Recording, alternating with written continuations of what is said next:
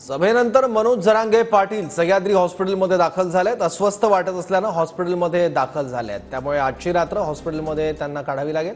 डॉक्टरांकडून त्यांची तपासणी करण्यात आली असून त्यांना सलाईन लावण्यात आला आहे।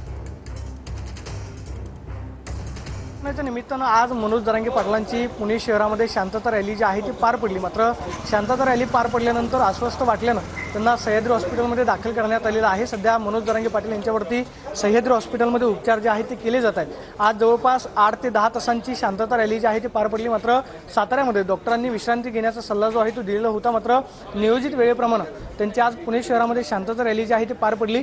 8 ते 10 तासांच्या खरं तर रॅलीनंतर त्यांना अस्वस्थ वाटू लागला आणि त्यानंतर सध्या आपण पाहतोय की त्यांना सह्याद्री हॉस्पिटलमध्ये भरती करण्यात आलेला आहे।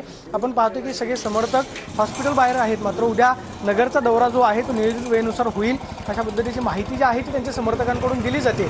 मात्र सध्या तरी मनोज जरांगे यांच्यावरती सह्याद्री हॉस्पिटलमध्ये उपचार जे आहेत ते घेतले जात आहेत। कदाचित डॉक्टरांकडून मेडिकल बुलेटिन जे आहे त्या संदर्भातलं थोड्या वेळात दिलं जाईल। मात्र उद्या खरं तर डॉक्टरांच्या सल्ल्यानुसार मनोज जरांगे जे आहेत ते नगरच्या दौऱ्यावरती जातात काही पाहणं महत्त्वाचं असणार आहे। मात्र अस्वस्थ वाटू लागल्यानंतर मनोज जरांगे हे सह्याद्री हॉस्पिटलमध्ये उपचारासाठी दाखल झाले।